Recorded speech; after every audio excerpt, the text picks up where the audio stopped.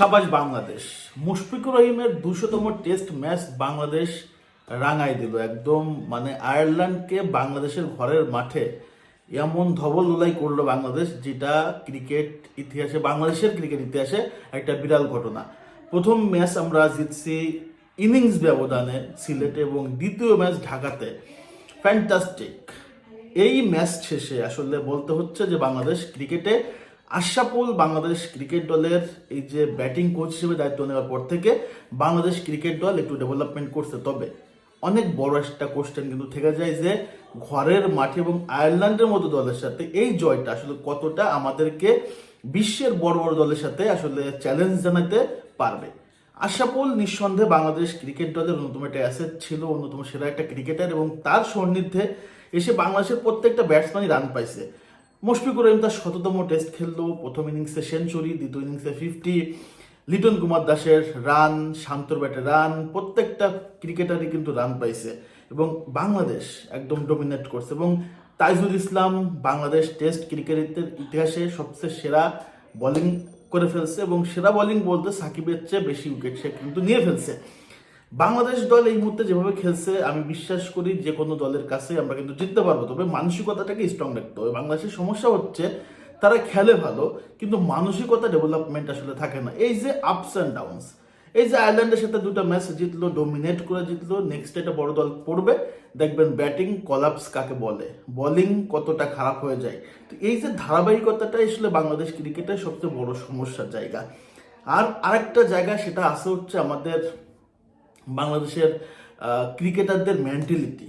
এটা একটা জিনিস। আরেকটা প্রবলেম, এই যে টেস্টটা হয়ে গেল, এই টেস্টে মুশফিকুর রহিমের অনেকে বলতেছিল যে সেকেন্ড ইনিংসে তার সেঞ্চুরি হওয়া সুযোগ ছিল, কেন হতে দিল না। দেখেন, এই ম্যাচটা বাংলাদেশের জয়টা বেশি ইম্পর্টেন্ট।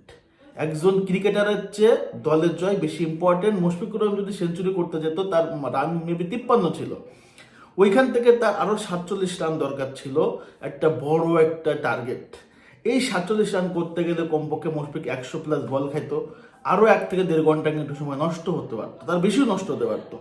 এই জিনিসটা হইলে কি হতো, এই যে সময়টা কমে গেল, বাংলাদেশ 500+ রানের লিড করে ফেলছে, এটা কিন্তু হিউজ।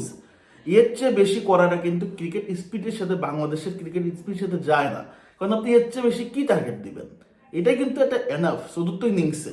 এবং তখন যদি মুশফিকে রান করতে যেত, তাহলে যদি শেষ পর্যন্ত রান করতে পারতো, কোনো গ্যারান্টি আছে ভাই?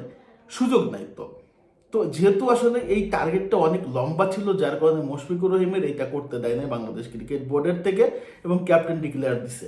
এটা আসলে রিস্কি। কারণ যদি আয়ারল্যান্ড এই যে 1 ঘন্টা আসলে কম পাচ্ছিল, এই 1 ঘন্টা যদি আয়ারল্যান্ড ব্যাটিং ভালো করতো, ড্র হতে পারতো, রেজাল্টটা আয়ারল্যান্ডের পক্ষে যেতে পারতো, ড্র হওয়ার সম্ভাবনা থাকতো, মানে জিততো না। তো এই জন্য ক্রিকেটে কিছু কিছু ডিসিশন নিতে হয়, যেগুলো আসলে ব্যাটসম্যান বা খেলোয়াড়দের পক্ষে যায় না। দেশের স্বার্থে, দলের স্বার্থে এগুলো করতে হয়। অনেকেই ভাই আবেগে গা ভাসান, আবেগ দিয়ে কিছু হয় না। ক্রিকেট মাঠে আপনাকে অনেক চিন্তা ভাবনা করতে হয়, যেটা আসলে ম্যানেজমেন্ট করছে, আশরাফুল করছে বলে আমি আসলে মনে করি। এই সিদ্ধান্তগুলো খুবই যৌক্তিক, খুবই চমৎকার। So fantastic. বাংলাদেশ চমৎকারভাবে আসলে আয়ারল্যান্ডকে মানে ডোমিনেট করার জন্য ব্যাটিং, বোলিং, ফিল্ডিং সব জায়গায় ডোমিনেট করছে। এই ডোমিনেশনটা আমরা দেখতে চাই বড় বড় দলের সাথে, এবং এই ধারাবাহিকতা আমরা ধরে রাখতে চাই। তাহলে কিন্তু বাংলাদেশ ক্রিকেটের ডেভেলপমেন্ট আসবে। অনেক অনেক কথাবার্তা আসে বাংলাদেশ ক্রিকেটের আপস অ্যান্ড ডাউনস নিয়ে, খেলোয়াড়রা আসলে কখন ফর্মে থাকে, কখন থাকে না।